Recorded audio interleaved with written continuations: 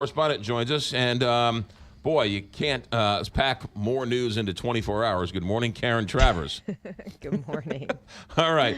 First, let's start with Donald Trump floating the idea that he wants to use the United States military to protect the border between the United States and Mexico. Yeah, this was interesting. Yesterday, the president first raised this during a little photo opportunity in the cabinet room when he said that we're going to be guarding our border with the military. Well, then he was asked to clarify that at a press conference a couple hours later. And he said, once again, we're preparing the military to secure the border between the U.S. and Mexico. Yes, it's something he can do. Presidents Obama and Bush deployed National Guard troops, but the authority to do that is limited. And certainly the president seems to be talking much more broadly than what he actually can do.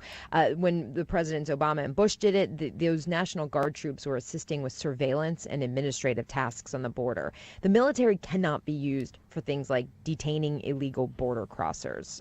So right now, the administration won't say how many troops are being considered, when they would go, what they would do. There's no plan that's been drawn up right now, but this is now absolutely part of the administration's border strategy. Did they acknowledge that there are limited powers that the president can use when using the United States military?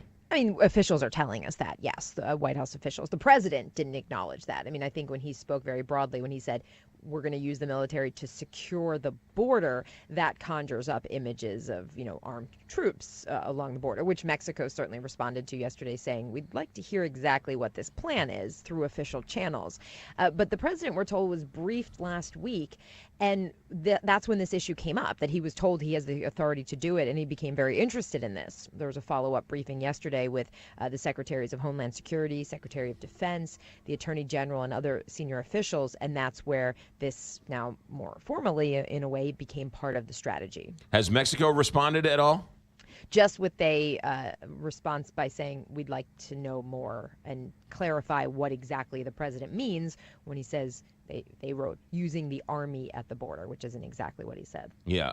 And then late last night, the Washington Post had that story that Donald Trump is, according to the Mueller investigation, what did they say is he's under investigation, but the way the Post said it is that he's not currently a criminal target. This is also, if you look back, there were some reports last year that said exactly this. So, perhaps this is a reinforcing of where things stand.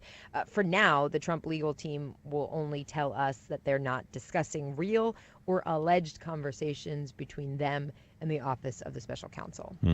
Karen Travers, I'm sure 15 more things happened between the last 5 minutes when you were talking to us. So I'm afraid to look at my Twitter account. You're right. The president just tweeted twice in 3 minutes. Get back to work. Very impressive clairvoyance there. Thanks, Karen.